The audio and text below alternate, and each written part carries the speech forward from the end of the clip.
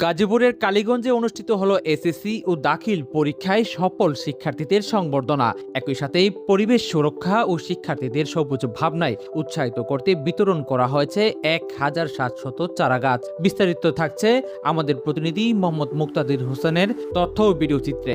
সাফল্যের আনন্দ আর ভবিষ্যৎ গড়ার প্রত্যয় নিয়ে গাজীপুরের কালীগঞ্জে আয়োজিত হলো এসএসসি ও দাখিল পরীক্ষায় কৃতকার্য শিক্ষার্থীদের সংবর্ধনা ও সম্মাননা অনুষ্ঠান। বুধবার সকালে উপজেলার জামালপুর কলেজ মাঠে আয়োজিত এই উৎসবে প্রধান অতিথি হিসেবে উপস্থিত ছিলেন গাজীপুর ৫ আসনের সংসদ সদস্য AKM ফজলুল হক মিলন। জামালপুর কলেজ গভর্নিং বডির সভাপতি হাজী মোহাম্মদ জাহাঙ্গীর কবিরের সভাপতিত্বে আয়োজিত অনুষ্ঠানে বিশেষ অতিথি ছিলেন উপজেলা নির্বাহী কর্মকর্তা ATM কামরুল ইসলাম সহ স্থানীয় রাজনৈতিক ও সামাজিক নেতৃবৃন্দ।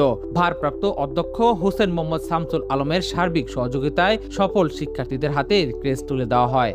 এদিকে পরিবেশ সুরক্ষা ও সবুজ পৃথিবী গড়ার অঙ্গীকার নিয়ে উপজেলার তুমুলিয়া ইউনিয়নে অনুষ্ঠিত হয়েছে এক ভিন্নধর্মী চারা গাছ বিতরণ কর্মসূচি। তুমুলিয়া ইউনিয়ন পরিষদের আয়োজনে বোয়ালি বালিকা উচ্চ বিদ্যালয় এর মাঠে সব প্রাথমিক, মাধ্যমিক ও উচ্চ মাধ্যমিক বিদ্যালয়ের শিক্ষক শিক্ষার্থীদের হাতে তুলে দেওয়া হয় ১,৭০০ চারা গাছ। অনুষ্ঠানে বিশেষ অতিথির বক্তব্যে উপজেলা নির্বাহী কর্মকর্তা ATM কামরুল ইসলাম চারা গাছের পরিচর্যা নিয়ে একটি অনন্য বার্তা দেন।